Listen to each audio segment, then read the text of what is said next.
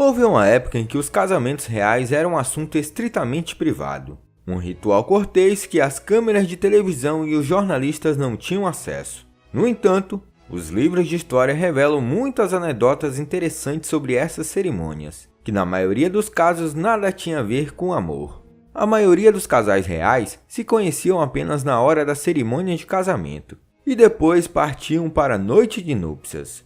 No entanto, como é de se imaginar, algumas núpcias davam muito errado. E pensando nisso, listamos algumas das piores noites de núpcias reais da história.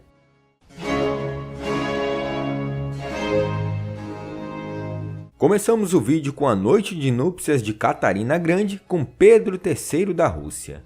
O casamento de Catarina Grande com Pedro III da Rússia foi um evento esplêndido.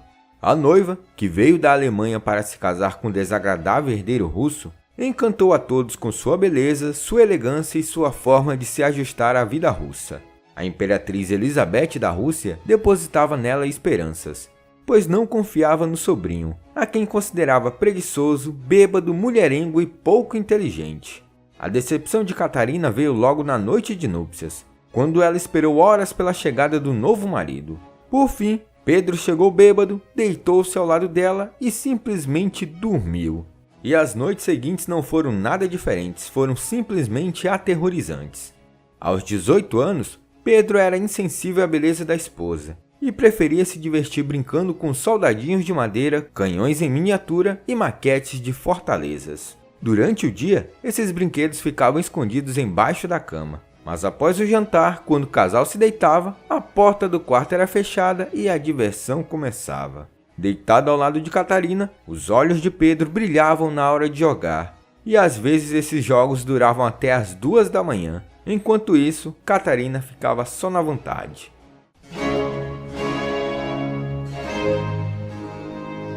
Henrique IV foi rei do Reino de Castela e irmão de Isabel de Castela, a rainha que unificou o reino da Espanha junto com Fernando de Aragão. O rei até era uma pessoa gentil e amável, mas sofria de problemas físicos graves. Henrique sofria de uma forma de acromegalia ou gigantismo, o que o deixava com mãos e pés grandes demais, juntamente com a cabeça normalmente grande e feições bem brutas. E claro, além de ser muito alto. Ele era, em resumo, um gigante amável, isso intimamente. Porém, ele era oprimido por seus próprios defeitos físicos e apenas adequadamente feliz quando estava fora da vista do público. Durante toda a vida teve pouco contato com os meio-irmãos. Henrique casou-se pela primeira vez quando tinha 15 anos com Blanca de Navarra. Eles ficaram juntos por 13 anos, mas sem produzir nenhum herdeiro. Assim, o casamento foi anulado. Sem a consumação do primeiro casamento, logo um segundo casamento foi arrumado para o rei. Sua nova esposa era mais uma princesa ibérica, Joana de Portugal. Joana tinha 16 anos, possuía uma beleza notável e, como tantas outras princesas europeias, era apenas uma moeda de troca usada por seu irmão, o rei Afonso V de Portugal. Um fato curioso é que antes de se casar, o rei aboliu a lei que tornava a noite de núpcias um espetáculo público, talvez prevendo o que viria pela frente. Segundo relatos, a primeira noite do casal não foi nada boa. O esperma do rei era decepcionante. Para chegar aos finalmente, os médicos tiveram que masturbar Henrique IV, isso claro, utilizando as próprias mãos. Mas até que obteve algum resultado, que foi considerado aguado e estéril. Mas dava para conseguir fazer uma tentativa de inseminação artificial. Assim, foi introduzido em Joana um tubo fino de ouro contendo o esperma que o marido havia produzido. Era para ver se através do tubo Joana poderia receber o esperma do marido, mas Joana não podia. Disse o médico alemão que viajou até Castela para fazer o procedimento. Apesar do fracasso e dessa noite de núpcias terrível, essa foi a primeira tentativa registrada da história de uma tentativa de inseminação artificial humana. Os problemas que Henrique estava sofrendo eram suficientes para gerar um apelido cruel que passou a servir também como uma metáfora para seu reinado. Desde então, ele passou a ser chamado de Henrique, o Impotente.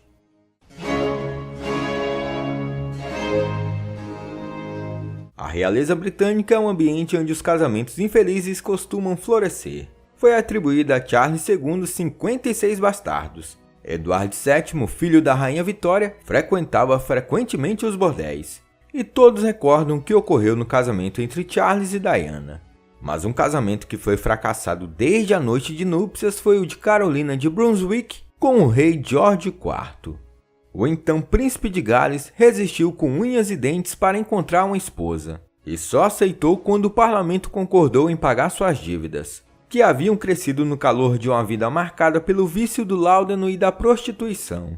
Os cortesãos o aconselharam a se casar com sua prima, Carolina de Brunswick, que na época levava uma vida provinciana no principado de seus pais, e cujo rosto ele só vira em retratos de família. O casal se conheceu 3 dias antes do casamento, e a primeira impressão não poderia ser a pior. George retirou-se para o outro extremo do palácio e procurou se recuperar com um copo de conhaque. Carolina disse que seu futuro marido era mais gordo e não tão bonito quanto fora pintado. Para a infelicidade dos dois, o casamento ocorreu em 8 de abril de 1795. George confessou às suas 2 testemunhas que se casava contra a sua vontade. Os cronistas dizem que na cerimônia ele desmaiou 2 vezes. Dizem também que ele olhou para uma de suas amantes enquanto fazia seus votos, e que ela chorou quando o padre perguntou se alguém tinha alguma objeção ao vínculo. Claro, o casamento foi consumado, mas antes teve uma noite de núpcias terrível. O noivo, com a cabeça cheia de cachaça, virou a noite se aquecendo junto à lareira, e a noiva ficou à sua espera na cama, e nada mais. Os jornais da época diziam que só aconteceu 3 relações sexuais entre os noivos, e por acaso, em uma delas, nasceu a princesa Charlotte Augusta. E após isso, George anunciou que nunca mais dormiria com a mulher, nem para gerar um novo herdeiro. Pense no cabra que odiava a esposa.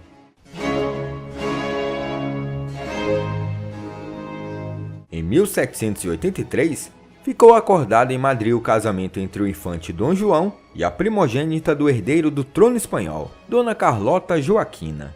O arranjo era uma tentativa de Portugal traçar uma união diplomática entre as coroas ibéricas, para fim de proteção e confiança mútua, naquele momento de perda da centralidade de ambos os reinos no cenário europeu.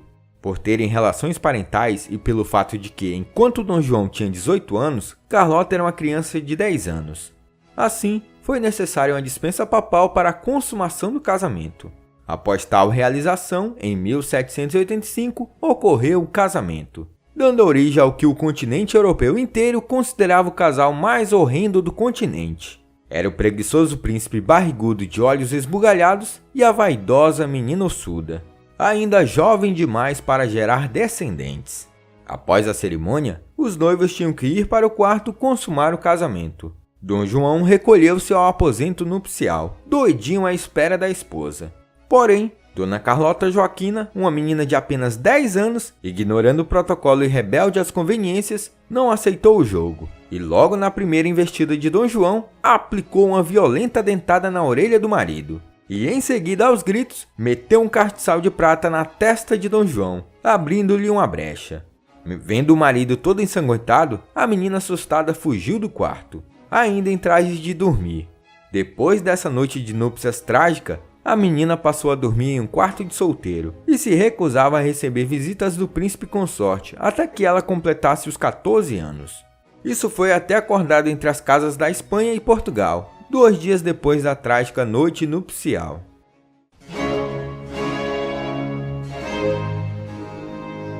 Por muitos anos, o sexo foi um dos maiores tabus da sociedade ocidental. Daí resultaram inúmeras situações constrangedoras e traumáticas, como a vivida por Maria Josefa Amália na noite de seu casamento com o rei espanhol Fernando VII. Maria Josefa Amália foi a 3ª esposa do rei Fernando VII. Quando se casou com o rei espanhol em 1819, a jovem ainda não tinha completado 16 anos. Após a morte de sua mãe, a menina foi criada em um convento. Então seu conhecimento sobre relacionamentos carnais era absolutamente inexistente. O monarca, por outro lado, era conhecido por suas explosões sexuais, além da obsessão em gerar um filho homem que garantisse a continuidade da monarquia. Naquela época, era costume que pouco antes de começar a noite de núpcias, a princesa de sangue já casada e mais próxima na categoria do rei passasse 15 minutos com a noiva explicando o que aconteceria a seguir. No entanto, Quando chegou a hora, a cunhada do rei, Maria Teresa de Bragança, recusou-se a desempenhar tal função por ser irmã de Isabel de Bragança, a ex-esposa de Fernando. Na ausência da princesa, a função deveria ser desempenhada pela dama de honra mais velha. No entanto, ela também se recusou, alegando que ela nunca tinha notado as coisas que seu marido fazia com ela na cama. Então, coube ao rei explicar à esposa o que iria acontecer naquela noite e naquele quarto. O rei entrou no quarto de uma garota assustada de 16 anos, que ao vê-lo assim, gordo, velho e provavelmente tremendamente excitado, tentou fugir dele correndo pela sala. E não adiantava tentar se comunicar falando, já que ela não sabia espanhol e ele não sabia alemão. Fernando VII ficou furioso e chamou a cunhada e a dama de honra mais velha para instruir a noiva imediatamente. Após a breve conversa das duas mulheres com a jovem, o rei retornou para o quarto e se prepararam para consumar o casamento sem encontrar qualquer resistência. Porém, o medo de Maria Josefa Amália era tão grande que, enquanto Fernando a penetrava, ela não aguentou. Acabou defecando e urinando. O rei ficou furioso, limpou-se o melhor que pôde e não voltou a tocar na esposa por 8 dias. Curiosamente, a rainha morreu 10 anos depois e sem ter tido filhos, apesar de várias tentativas.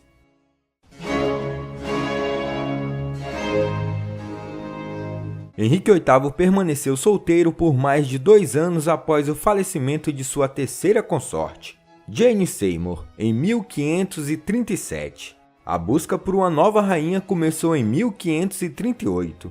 Com um novo casamento, Henrique queria ser distraído e excitado. Sua esposa teria a responsabilidade de providenciar para que ele se sentisse disposto a bancar o cavalheiro. O rei deixou a cargo de seus embaixadores encontrar a esposa ideal, já que, como marido, o rei da Inglaterra não tinha naquela época uma reputação muito boa. Como resultado de alianças, a escolhida foi Ana de Cleves, irmã do Duque de Cleves, um eleitor do Sacro Império. No dia 11 de dezembro de 1539, a jovem chegou ao porto de Calais. Ela estava a caminho do próprio casamento sem nunca ter visto o noivo. O primeiro encontro não foi nada agradável para ambos, e Henrique VIII deixou claro que não havia gostado da pretendente e que ela era muito diferente da pintura que lhe havia sido enviada. O casamento aconteceu em 6 de janeiro de 1540. Ela tinha apenas 23 anos. Já o rei era 25 anos mais velho do que ela. Antes da cerimônia, o rei tentou de todas as formas se livrar da noiva, mas ele não conseguiu. Naquela circunstância, não foi surpresa que a noite de núpcias não tenha sido agradável. O encontro dos dois foi um tremendo fracasso, isso é, do ponto de vista do rei. Afinal, ele acabou broxando. Eles continuaram deitando noite sim, outra não, mas o Bilal do rei não funcionava, e Ana continuava tão donzela como nascera, pois o rei não tinha capacidade de introduzir coisa alguma nela. Para não ficar por baixo, Henrique culpou a flacidez nos seios de Ana como causa da sua falta de prazer. Devemos lembrar que o problema não era Ana de Cleves, muito menos seus seios, e sim a necessidade de Henrique livrar-se dela sem qualquer parcela de culpa. E claro, a impotência do rei. Ao final, Henrique fez um acordo com Ana e o casamento foi anulado. Ana viveu muito bem após a anulação. Afinal, ela foi a esposa sobrevivente de Henrique VIII. O casamento de Henrique IV e Margarida de Valois estava destinado ao fracasso desde o início. Ele era protestante e ela uma princesa católica. Isso na época em que a França estava dividida entre essas duas correntes religiosas. Margarida de Valois era princesa da França, filha de Catarina de Médici e Henrique II. Casou-se com o rei Henrique de Navarra em 18 de agosto de 1572. Isso foi durante os dias mais sombrios da Reforma, quando houve guerras religiosas na França. Muitas pessoas de ambos os lados eram fortemente contra esse casamento. Na época, os casamentos dinásticos eram frutos de negociação em busca de paz e aliados. Porém, esse casamento foi utilizado por Catarina de Médici para se livrar dos protestantes em solo francês. Na noite de 23 para 24 de agosto de 1572, muitos católicos foram enviados para causar estragos aos protestantes que ainda estavam na área devido à cerimônia pública.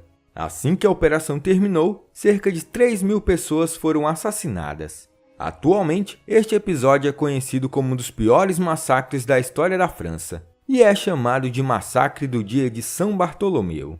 Na verdade, os acontecimentos da noite de São Bartolomeu ocorreram dias depois da noite de núpcias, mas acredita-se que a consumação não havia ocorrido até então e que o casamento poderia ser anulado. Porém, para evitar a morte do marido, Margarida disse para a mãe que a consumação estava feita. Após a interrupção da lua de mel pelo massacre, o casal pouco se via. Henrique se tornou prisioneiro e Margarida um joguete político. Depois, Henrique conseguiu se libertar e rumou para Navarra. O casal nunca chegou a ter uma união completa. Viviam em desavenças. Ele traía de lá e ela traía de cá. Os anos foram se passando e nenhum herdeiro foi gerado, até que o casamento foi anulado. Quase todo mundo que faz parte desse canal deve conhecer a rainha Isabel de Castela. Mas vocês sabiam que na Espanha teve uma Isabel II? Pois é, Isabel II da Espanha é uma rainha pouco conhecida para os brasileiros. Ela assumiu o trono espanhol em 1833, ainda criança. Seu reinado foi muito polêmico, cheio de golpes e repleto de casos extraconjugais. Desde a tenra idade, a corte se preocupou em lhe arrumar um pretendente, mas a rainha sempre colocava algum empecilho. No final das contas, o escolhido foi o Duque de Cádiz, Dom Francisco de Assis de Bourbon, que era primo da rainha. Ele era um homem que não se intrometia na política. Além do mais, essa união satisfazia todos os partidos políticos espanhóis. Mesmo assim, deixava a rainha insegura. Quando ela soube que Dom Francisco seria seu futuro marido, começou a chorar e suplicar por sua mãe. Inclusive, chegou a dizer: "Não, com Paquita não." Dom Francisco era um homem muito afeminado. Tinha-se suspeitas de ele ser homossexual. E por conta disso, ele era chamado na corte espanhola de Paquita. O casamento entre os dois foi celebrado em 10 de outubro de 1846. Ela tinha 16 anos no momento do casamento e Dom Francisco 24 anos de idade. Dizem que no dia anterior à celebração do seu casamento, Dona Isabel II disse a Dona Maria Cristina, sua mãe, as seguintes palavras: "É pedido como rainha, mas não como mulher. Eu não busquei esse homem para que fosse meu marido. Me impuseram e não o quero." Como é de se imaginar, a noite de núpcias foi um completo desastre, com a rainha chegando a dizer para suas amigas mais próximas as seguintes palavras: "O que eu poderia esperar de um homem que usou mais renda em sua noite de núpcias do que eu?" Então, pelo relato da rainha, dá para imaginar o que aconteceu nessa noite de núpcias, né? No princípio, o casal se odiava mutuamente, mas aos poucos conseguiram estabelecer uma relação de amizade. Com os anos, Dom Francisco se tornou um conselheiro e amigo de Dona Isabel II da Espanha. A amizade era tanta que o casal se reunia para falar sobre os amantes. De um lado, tinha-se uma rainha ninfomaníaca e do outro, um rei homossexual. Mas é como dizem as piadas, a melhor amiga de uma mulher é uma gay.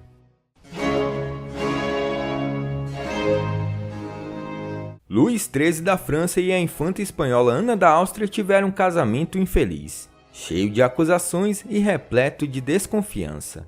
O casamento foi realizado em 21 de novembro de 1615, e ambos tinham apenas 15 anos na época da união. O casamento foi maquinado por Maria de Médici, rainha-mãe da França, que era regente de Luís XIII.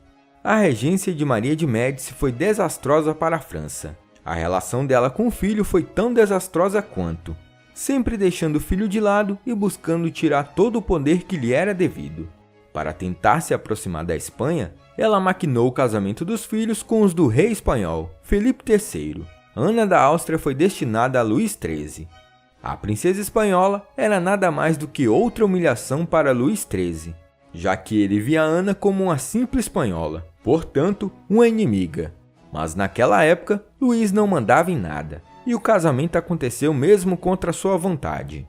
Luís, aos 15 anos, não parecia estar preparado para aquela responsabilidade. O soberano era frágil, muito tímido e ainda não havia saído da puberdade. A noite de núpcias só ocorreu porque sua mãe o obrigou. Ele foi conduzido por Maria de Médici e empurrado para o leito conjugal. 2 horas depois, Luís voltou para seu quarto e mostrou sua glande avermelhada para seu médico pessoal, dizendo que tinha feito 2 vezes. Difícil dizer se ele mentiu ou fracassou, mas naquela noite nada aconteceu.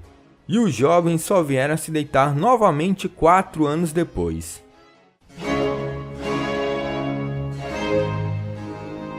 E por último nessa lista, destacamos a péssima noite de núpcias do casal Maria Antonieta e Luís XVI.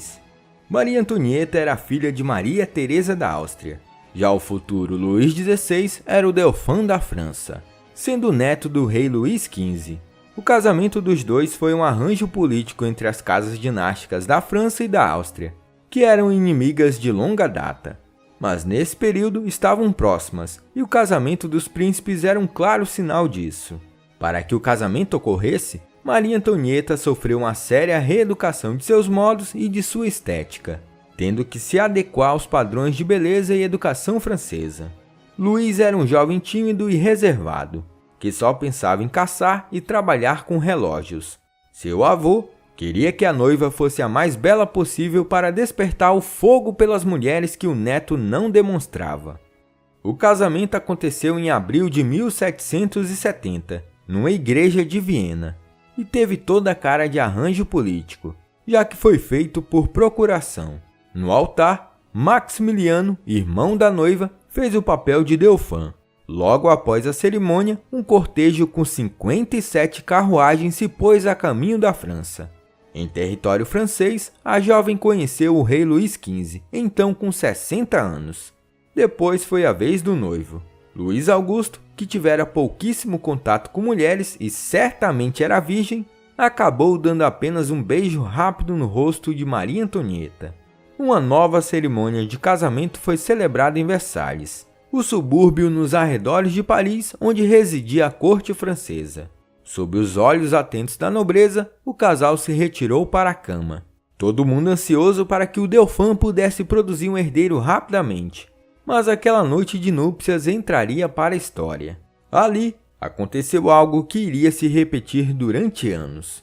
Absolutamente nada. Como escreveu Dauphin no seu diário na manhã seguinte.